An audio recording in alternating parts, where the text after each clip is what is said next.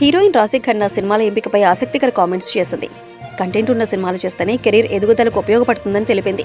కేవలం కమర్షియల్ చిత్రాలు మాత్రమే కాకుండా కంటెంట్ ఓరియంటెడ్ ప్రాజెక్టులో నటించడంపై రాశి ఖన్నా మాట్లాడింది.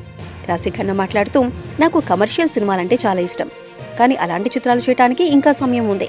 నేను నటిగా ఎదగాలని ఎప్పటినుంచో కోరుకుంటున్నా. మంచి కంటెంట్తో నడిచే చిత్రాలే మన ఎదుగుదలకు కారణం. అలాంటి సినిమాలు ఎక్కువగా చేయాలని కోరుకుంటున్నా.